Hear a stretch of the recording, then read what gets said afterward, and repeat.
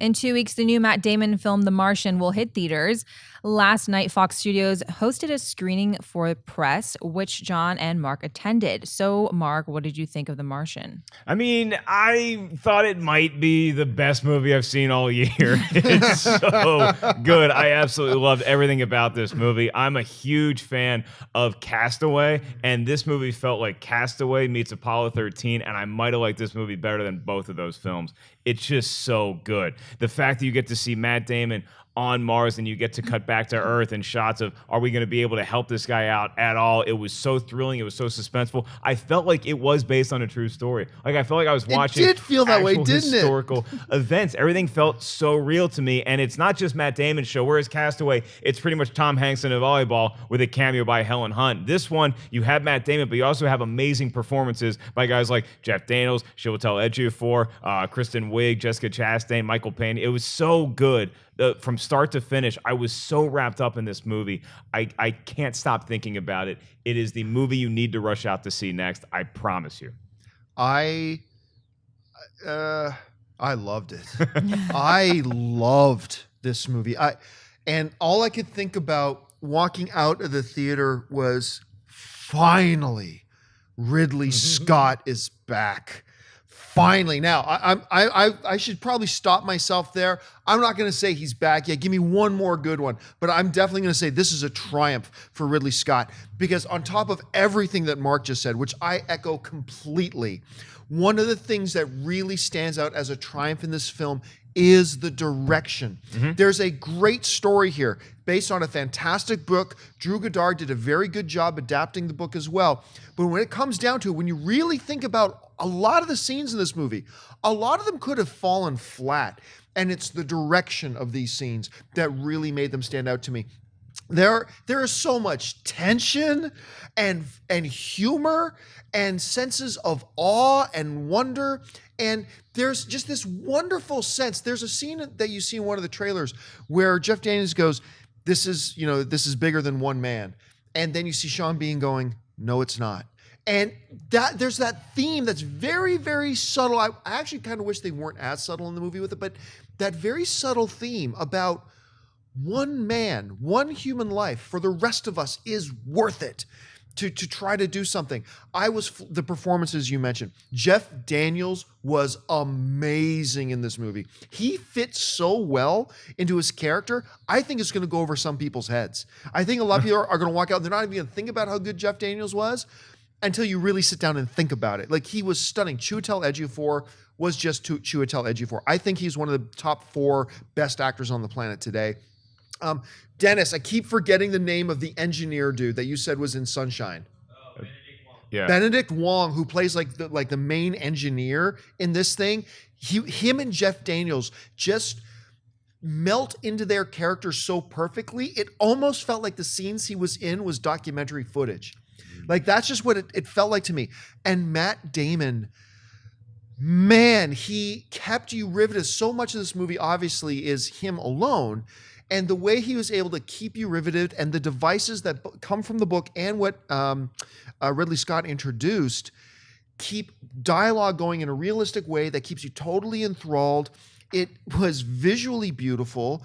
It's not an action film, but man, you felt action tension so many times. I was throughout the so film, right? locked into it, and I felt like I was on Mars during those scenes. It wasn't just the acid I dropped. No, I didn't take anything. I was totally sober watching this movie, and I felt like I was on another planet watching Matt Damon, and I was with this guy, and I wanted to get back to Earth so bad. And the scenes in outer space and the scenes on Earth, wherever I was, if it was a boardroom or if it was on Mars, I felt like I was right there. And it's so rare for a movie to be able to do that from start to finish. The movie's 2 hours and 20 minutes, I think, something like that. It didn't feel like it flies by. Flew by to the point that when I walked out and looked at the clock, I'm like, you're kidding me. Like, I know the movie started, you cannot be this late.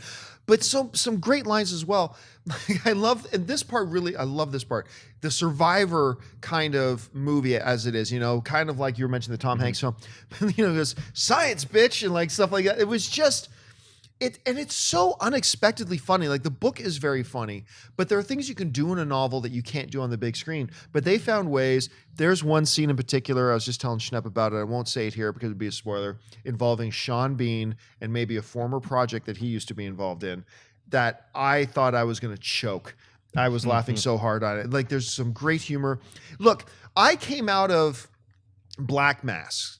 And I really like Black Mass a lot.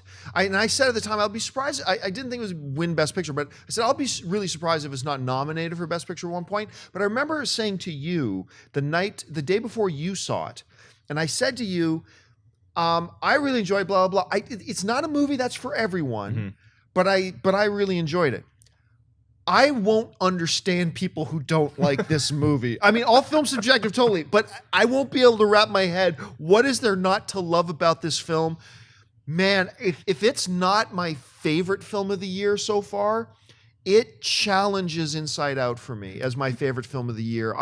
It's astounding. Well done, Ridley Scott. I'm totally pumped. Yeah, I'm going to throw Damon in there as a front runner for Best Actor nomination. I'm going to throw the movie definitely is going to get nominated for Best Picture. And I'll say this, I mean, we all railed against the trailer when it came out because we thought it gave away way too much. And then some people who read the book were like, well, it doesn't really give away everything. I still think the trailer gave away a little bit too much, but it's not going to ruin your experience of the movie at all. This is a movie you rush out to the movie theater to go see. That reminds me, one of my favorite things about this movie, you mentioned the first trailer. If you saw those first trailers, it was all that, the mission, the Mars mission team, like in their preps, they're on the ship, they're traveling, they're talking, introducing everybody. I expected this movie to start and we get 10 minutes of Matt Damon finding out he got to be in the mission, and then 10 minutes of the crew going to Mars, and 15 minutes of them being there, and then something bad happens. Screw that. This is a tiny, tiny spoiler. The Martian.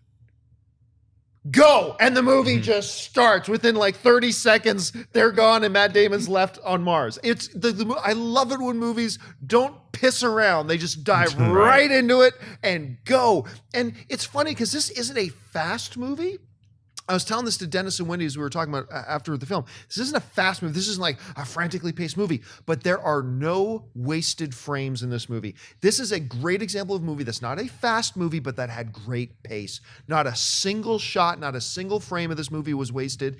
Every single frame had a purpose. It kept the story moving forward. It kept you enthralled. And I'll be honest with you, even in movies I love, I don't often get this sense of disappointment when a movie's over, but when the credits started to roll, I was disappointed. I wanted more. Right, and bring your colostomy bag, because look, I saw people that were walking out to go pee at some point, and look, I like to pee during a movie if I have to. I don't want to hold it, but hold it during this movie, because I saw people walk out, and then something happens in the next minute before they come back, and I'm like, oh boy, did you miss something big. So make sure you're locked in the entire movie. You're not going to regret it. Schnepp, go see this movie as soon as you can. I am super excited to see this movie. I'm bummed I didn't see it yesterday, but I cannot wait now, especially with your guys' review, because I was one of the people who felt like, oh, those trailers showed too much. Dennis saw the movie yesterday. I asked him, I was like, did the trailers show too much? He said, no.